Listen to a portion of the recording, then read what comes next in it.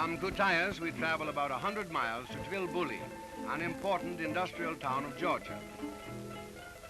Although many commodities are produced here, coal mining and the quarrying of limestone form the most important. These mountains have always held huge deposits of valuable coal, but until this new plan was put into effect, and American engineers brought here by the Soviet government, very inefficient methods were used and very little coal produced. Now they follow rich coal veins deep into the mountain's depths.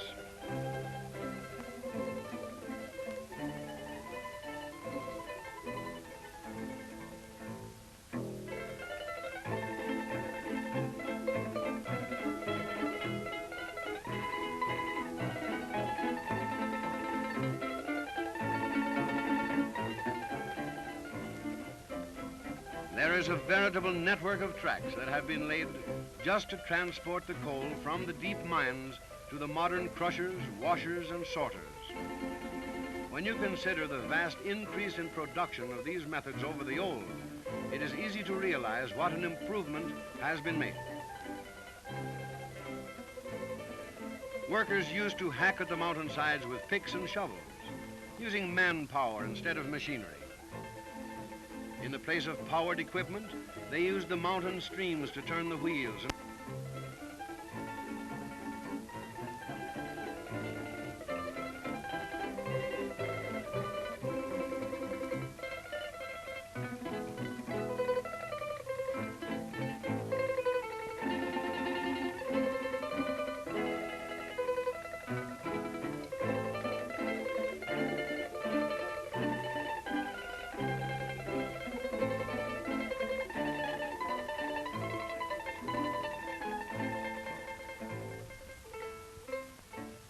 What a change in scenery there is as we leave the jagged mountain peaks that hold only a life of toil for their people and the lovely corner of the coastline of the Black Sea where we now travel.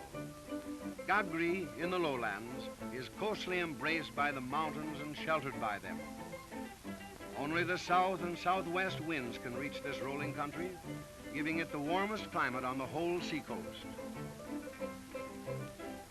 When we see on every hand such beautiful landscape pictures, dotted with poplars and pines and palms, and with huge, knotty, twisted trees, almost as old as the mountains themselves, it is easy to believe in the old legend that the natives love to tell, the legend that places the Garden of Eden not in the valley of Mesopotamia, but here in the Caucasus, on the shores of the Black Sea.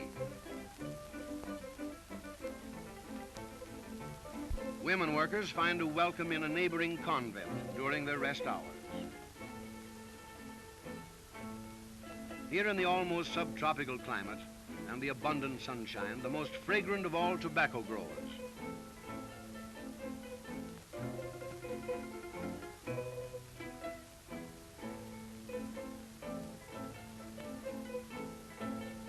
This is Turkish tobacco.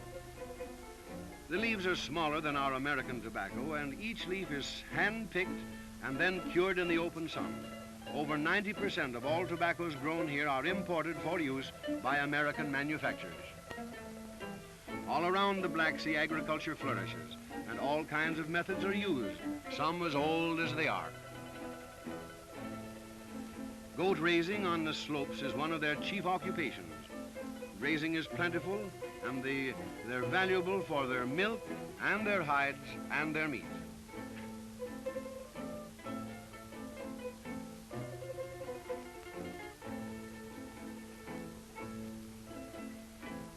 On this trip along the coast of the Black Sea, we were very fortunate. We are soon to come upon a scene that could happen only once in a lifetime.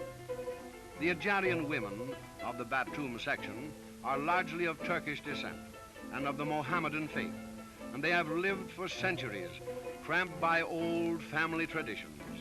While many have torn themselves loose, largely through the efforts of the Ajarian Women's Club, whose activities have been ceaseless, today we are to pass a celebration of the unveiling of many more women, a celebration to further the emancipation of heavily veiled but beautiful Ajarian girls.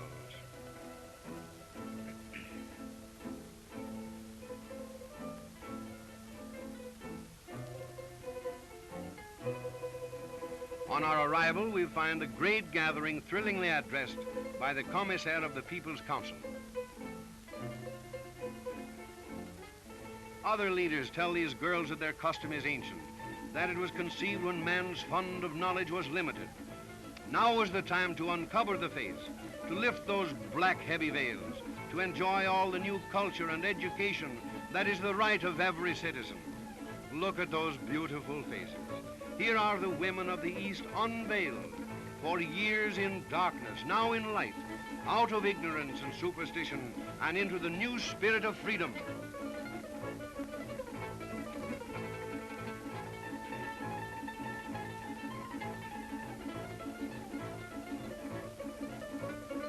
After the unveiling, we lingered to watch the joyous festivities. This was a great day, a glorious day, feasting, singing, and dancing.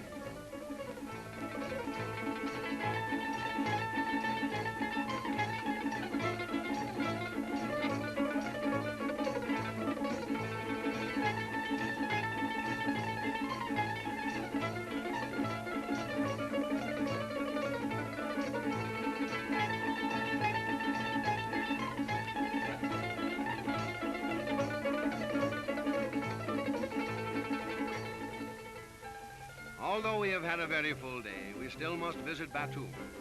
For there we are to take boat across the Black Sea to the Crimean resorts.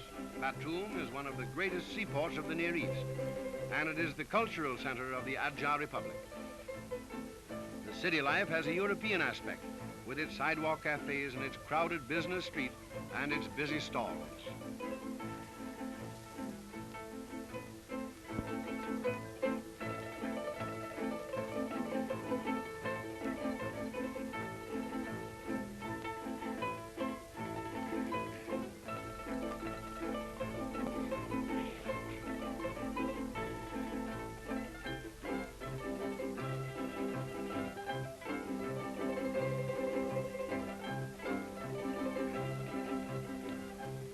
From a modern hotel on the beach, we watch the activity. Swimming is a much-loved sport of all these people. For Russians know the value of fresh air and sunshine. And here, as on the shores of the Volga, we find that they are a natural people. It is with memories of the eternal snow-capped mountains, the rolling plains and the sheltered seashore that we leave the Adjar and board a coastwide steamer that is to bring us to our next Russian port, a Black Sea paradise, the Crimea.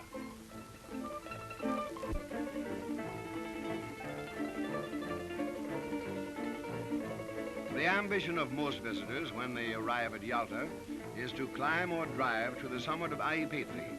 From here you get a multicolored bird's eye view of the splendid Crimean vineyards, of jagged cliffs and ancient fortresses surrounded by cypress, magnolia, palm and olive trees, and alluring footpaths running down to the sea.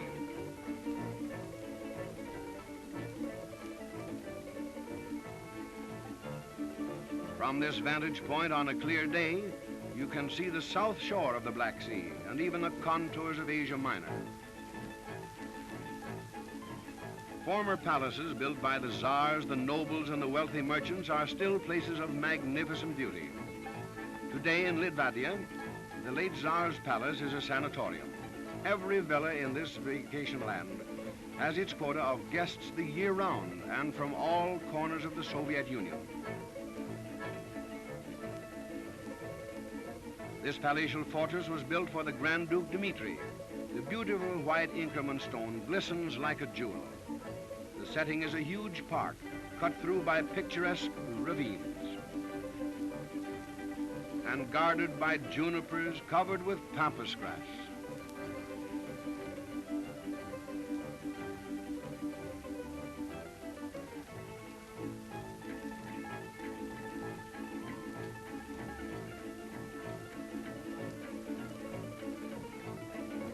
We approach now the former home of the Grand Duke Nikolai Nikolaevich at Gaspra. Look at the beauty of this magnificent landscape garden. Its winding paths and its creeping vines arching over most of the walls and completely surrounded by superb natural parks.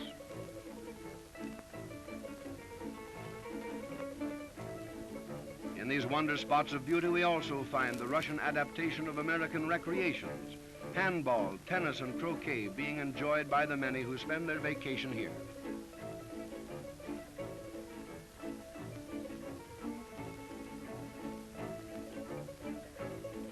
Passing Cape Aitodor on our way to Alupka, we involuntarily catch our breath. We see one of the much talked of sights of Russia called Swallow's Nest. It's a villa that literally overhangs the waves on the top of an abrupt cliff. Two things appeal to us: the beauty of the buildings and the boldness of the builders. It is a castle that nestles on an ancient stone like a swallow on its nest. This and the fact that thousands of swallows actually do make their homes here gives it its name.